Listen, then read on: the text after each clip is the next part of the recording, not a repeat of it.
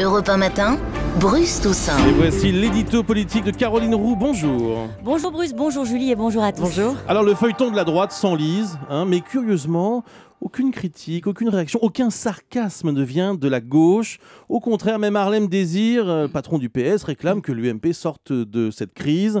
La majorité ne se réjouit même pas un petit peu. Mais heureusement qu'elle s'en réjouit pas, heureusement qu'elle n'en rajoute pas. Si la prise de parole est parfois chaotique à gauche, le silence est organisé et la retenue concertée. Hier, le président de la République a même fait passer le message en Conseil des ministres.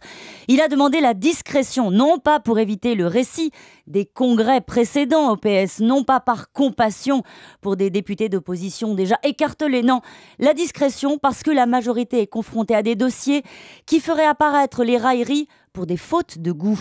Bourbier à Notre-Dame-des-Landes, où les terres du Premier ministre deviennent une zone de bras de fer entre forces de l'ordre et militants radicaux. Impuissance sur le front de l'insécurité, avec des règlements de compte qui succèdent aux exécutions en Corse ou à Marseille.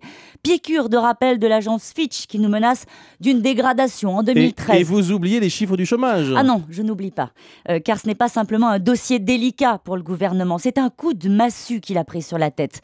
18 mois de hausse, 45 400 demandeurs d'emploi de plus.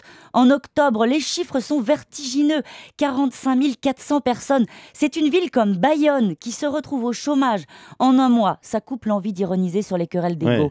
La crise, elle cogne, elle aussi. Et les mesures d'urgence du gouvernement apparaissent sous-dimensionnées. 150 000 emplois d'avenir, accélération de la mise en œuvre des contrats de génération, oui, bien sûr.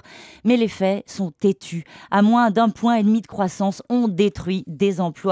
La promesse de François Hollande d'inverser la courbe du chômage en un an apparaît aujourd'hui inatteignable. Alors au moins dans ce contexte difficile, il n'y a plus de couacs et toute la gauche est soudée derrière le gouvernement. Non mais les couacs ils ne s'entendent pas dans le brouhaha des insultes. La majorité est aux ordres, c'est vrai, mais pas sans état d'âme. Le dialogue est rugueux avec la gauche du PS qui veut imposer des contreparties aux entreprises en échange des 20 milliards du pacte de compétitivité.